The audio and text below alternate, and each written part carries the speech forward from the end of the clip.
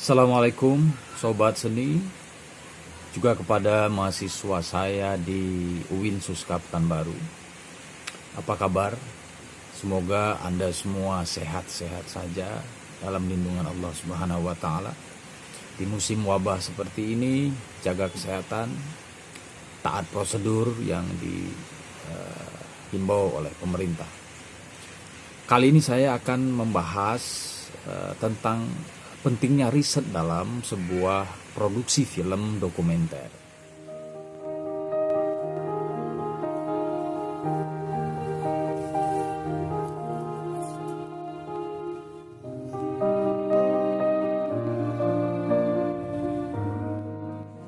Sebetulnya di dalam proses penciptaan karya seni, apapun itu bentuknya, riset menjadi penting. Tetapi khususnya di dalam proses penciptaan film dokumenter, riset sangat penting karena kekuatan dari sebuah film dokumenter tergantung kepada kekuatan risetnya. Riset dilakukan berdasarkan ide atau tema atau subjek film yang sudah Anda tentukan terlebih dahulu. Pada materi sebelumnya saya beri tugas untuk mencari ide, menggali tema, dan kemudian menentukan subjek apa yang kira-kira akan Anda angkat di dalam film Anda nanti.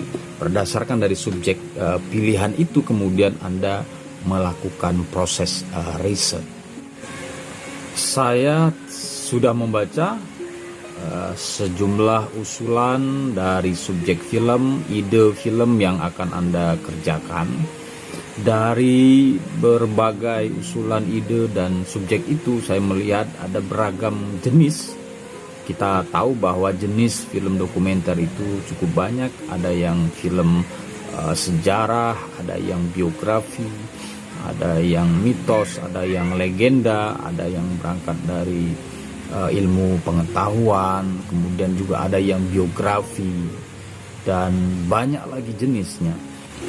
Kerja riset, baik itu di lapangan maupun ke pustakaan, itu memang membutuhkan kerja yang cukup serius.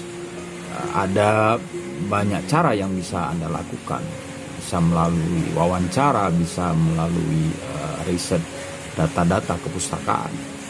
Beberapa jenis sumber data dan informasi yang bisa Anda dapatkan, misalnya yang pertama dari data tulisan. Tulisan itu bisa Anda dapatkan dari buku, dari internet, dari majalah, dari skripsi, dari berbagai teks yang ada untuk mendukung sumber informasi terhadap subjek film Anda. Yang kedua adalah data visual. Data visual ini bisa berbentuk film, foto, poster, atau lukisan, atau patung, artefak-artefak. Itu bisa menjadi sumber informasi dari subjek film Anda. Bentuk data lain yaitu data tentang lokasi, data tentang tempat terjadinya peristiwa itu. Kemudian data narasumbernya, data informannya, data para pelaku yang terlibat di dalam peristiwa itu.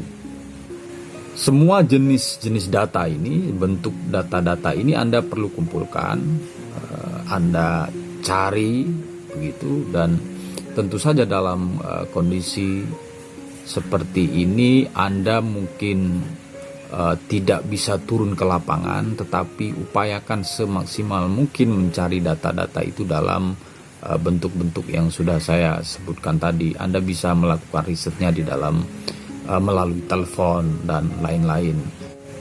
Kemudian kerja Anda selanjutnya adalah melakukan pengolahan data-data yang sudah Anda kumpulkan.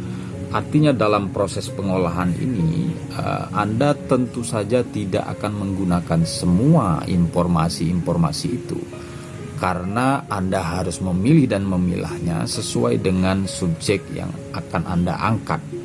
Nah, di sini sebetulnya letak dari orisinalitas dari film dokumenter Anda nanti. Artinya subjektivitas Anda sebagai pembuat film di sana masuk untuk membuat satu kekuatan opini tersendiri dari Anda sebagai pembuat film. Karena kalau Anda paparkan semua sejarahnya, semua data itu, maka dia tidak akan fokus dan tidak bisa menyampaikan opini Anda sebagai pembuat film, tetapi justru film itu hanya membeberkan dokumentasi yang ada saja. Opini yang saya maksudkan di sini adalah terkait sikap, ya, sikap atau keberpihakan dari si pembuat film. Misalnya kalau kita lihat film-film dokumenter yang lingkungan, misalnya mereka berpihak terhadap tema-tema konservasi lingkungan, kemudian tema-tema atau subjek film seperti itu lebih spesifik melihat dalam konteks bagaimana menyelamatkan lingkungan. Jadi tidak semua data, tidak semua informasi, tidak semua fakta yang Anda dapatkan itu masuk ke dalam film Anda. Sehingga tujuan dibuatnya sebuah film dokumenter itu tidak hanya bersifat dokumentatif, tetapi bisa memberikan pencerahan kepada penonton, bisa memberikan satu perubahan paradigma penonton ketika dia menyimak film Anda. Artinya di sana letak bagaimana seorang pembuat film melakukan keberpihakannya. Misalnya bisa jadi setelah penonton menyaksikan film Anda misalnya tentang konservasi sungai, tentang bagaimana tercemarnya sungai misalnya, kemudian setelah itu penonton merasa bahwa sungai menjadi sangat penting sesungguhnya bagi kehidupan manusia. Jadi si pembuat film sebetulnya bukan hanya seorang dokumentator, tetapi dia juga adalah seorang seniman yang menyampaikan ideologinya untuk berpihak kepada sebuah realitas sosial. Satu hal yang penting diingat bahwa ketika Anda melakukan pengolahan data atau pemilahan data itu, satu hal yang perlu Anda pikirkan adalah semua data itu untuk kebutuhan visual Anda, bahwa Anda sedang ingin membuat sebuah film dokumenter. Jadi Anda harus juga memikirkan bagaimana aspek-aspek visual, aspek-aspek gambar dari data-data yang Anda dapatkan itu. Sekiranya data itu memang tidak memungkinkan hadir di dalam film dokumenter Anda, maka data itu Anda sisihkan. Saya akan tunggu hasil riset Anda ini dalam waktu kira-kira 1 bulan. Tentu ini bukan waktu yang ideal untuk sebuah proses riset ya, karena saya sangat tahu riset itu sangat membutuhkan waktu yang panjang dan serius.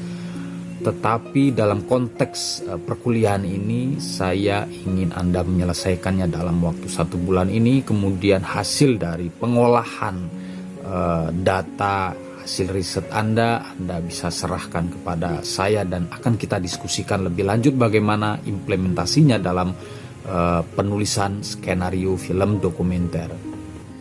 Oke, saya kira cukup pengantar tentang bagaimana Anda melakukan proses riset ini. Kalau nanti ada pertanyaan dan diskusi, silakan komentar di bawah dan kita akan mendiskusikannya secara bersama-sama. Tetap sehat dan assalamualaikum warahmatullahi wabarakatuh.